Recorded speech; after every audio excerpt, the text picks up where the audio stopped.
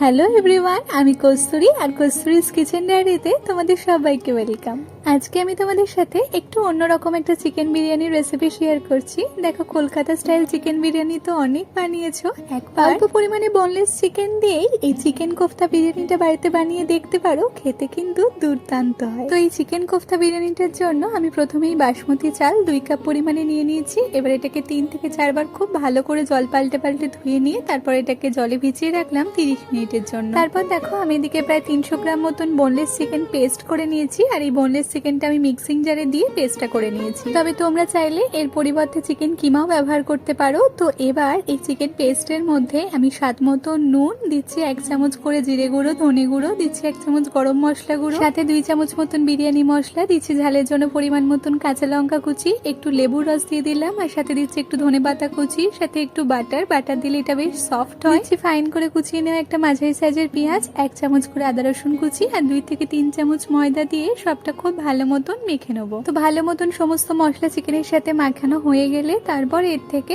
অল্প অল্প করে নিয়ে হাতের সাহায্যে গোল গোল করে কোফতাগুলো করে নেব। আর এই কোফতাগুলো গড়ার সময় হাতে একটু তেল মাখিয়ে নিয়ে কাজটা করলে এটা করতে কিন্তু সুবিধা হবে। আর কোফতাগুলো কিন্তু এই সময় খুব নরম থাকবে, তাতে চিন্তা করার কিছু নেই। কোফতাগুলো ভাজা হলে এগুলো বেশ শক্ত হয়ে যাবে। তো কোফতাগুলো গড়ে নেওয়া হয়ে গেলে এবার এগুলোকে ভেজে নেবো। তো তার জন্য প্যানে সাদা তেল গরম করে এর মধ্যে কোফতাগুলোকে এক এক করে দিয়ে একদম লো টু মিডিয়াম ফ্লেমে এগুলোকে ভাজতে থাকবো। আর এই কোফতাগুলো কিন্তু কখনোই হাই ফ্লেমে ভাজা যাবে না। হাই ফ্লেমে ভাজলে কোফতার বাইরে থেকেই ভাজা হয়ে গেলেও কোফতার ভেতরগুলো কিন্তু কাঁচাই থেকে যাবে। তো এগুলোকে একটু সময় নিয়ে উল্টে পাল্টে বেশ লাল লাল করে লো ফ্লেমেই ভাজতে হবে। ভাজা হয়ে গেলে তারপর এগুলোকে তেল থেকে তুলে নিলাম। তো কোফতাগুলো তুলে নেওয়ার পর তারপর প্যানে তেল আমি কমিয়ে নিয়েছি। একদম অল্প একটু তেলের মধ্যে গোটা জিরে, গোটা গরম মশলা ফোড়ন দিয়ে ফোড়নটাকে একটু নেড়ে চেড়ে নিয়ে তারপর এর মধ্যে একটা মাঝারি সাইজের পেঁয়াজ কুচি আর একটু টমেটো কুচি দিয়ে দিলাম। এগুলোকে এখন নেড়ে চেড়ে ভাজতে থাকবো। আর ভাজতে ভাজতে পেঁয়াজ টমেটোটা বেশ নরম মতন হয়ে এলে তারপর এতে 1 চামচ করে আদা রসুন কুচি দিয়ে দিলাম। তবে তোমরা চাইলে আদা রসুন বাটাও দিতে পারো। তো আদা রসুনটাকেও এখন ভেজে নেবো। আর ভাজতে ভাজতে আদা রসুনের কাঁচা ভাবটা চলে গেলেই তারপরে এতে দিয়ে দিচ্ছি 1 চামচ হলুদ গুঁড়ো, দিচ্ছি ঝালের জন্য পরিমাণ মতন লঙ্কা গুঁড়ো, রঙের জন্য দিচ্ছি একটু কাশ্মীরি লঙ্কা গুঁড়ো, দিচ্ছি 1 চামচ ধনে গুঁড়ো, দিচ্ছি 1 চামচ বিরিয়ানি মশলা, দিচ্ছি স্বাদ মতো নুন আর একটু চিনি দিয়ে মশলাটাকে খুব ভালো মতন কষিয়ে নেবো। আর একটু কষানো হয়ে গেলেই তারপর এর মধ্যে প্রায় 3 থেকে 4 চামচ পরিমাণ ফ্যাটানো টক দই দিয়ে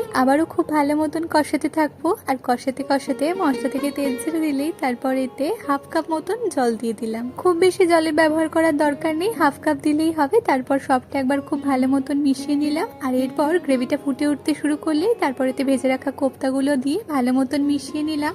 এরপর ঢাকা চাপা দিয়ে এটাকে আমি কিছুক্ষণ ফুটিয়ে নেবো। তো কিছুক্ষণ পর গ্রেভিটা বেশ একটু ঘন মতন হয়ে এলে তারপর ঢাকা খুলে এর মধ্যে একটু কাসুরি মেথি আর একটু গরম মশলা গুঁড়ো আর একটু ঘি মিশিয়ে নামিয়ে নিলাম। তো ব্যাস, আমাদের চিকেন কোফতাগুলো তো রেডি হয়ে গেল। এরপর চলো বিরিয়ানির রাইসটা বানাবো। তো তার জন্য একটা পাত্রে আমি জল গরম করে নিয়েছি। এবার এর মধ্যে একটু গোটা গরম মশলা, তেজপাতা, স্টার আনিস, স্বাদ মতো নুন আর একটু ভিনিগার দিয়ে দিলাম। এই ভিনিগারটা দিলে রাইসটা কিন্তু একদম সাদা ধপধপে হয়। আর নুনের পরিমাণটা কিন্তু এখানে খেয়াল করে একটু বেশি পরিমাণে দিতে হবে, যাতে ভাতের মধ্যে খুব ভালো মতন নুনটা ঢুকে যায়। তো এরপর আমি এর মধ্যে ভিজে রাখা চালটা দিয়ে সমস্তটা একবার ভালো মতন মিশিয়ে নিয়ে এখন আমি হাই ফ্লেমে এটাকে কিছুক্ষণ ফুটিয়ে নেবো। আর চালটা কিন্তু আমি পুরোপুরি সেদ্ধ করবো না, প্রায় 80% মতন চালটা সেদ্ধ হয়ে গেলে তারপর আমি এই রাইসটা ভালো মতন জল ঝরিয়ে তুলে নিলাম। আর জল ঝরিয়ে তুলে নেওয়ার পর এটা কিন্তু অবশ্যই একটা বড় পাত্রে ছড়িয়ে একটু রাখতে হবে। এরপর দেখো, আমি একটা বাটিতে অল্প একটু রুম টেম্পারেচারে থাকা লিকুইড দুধ নিয়ে নিয়েছি। এখন এই দুধের মধ্যে একটু কেশর, একটু মিঠা আতর আর 2 চামচ করে গোলাপ জল আর কেওড়া জল দিয়ে খুব ভালো মতন মিশিয়ে নিলাম। এবার ফাইনালি বিরিয়ানিটা যেই পাত্রে বসাবো সেটায় প্রথমে কেশর মেশানো দুধ কিছুটা দিয়ে দিলাম, আর দিয়ে দিচ্ছি একটু ঘি,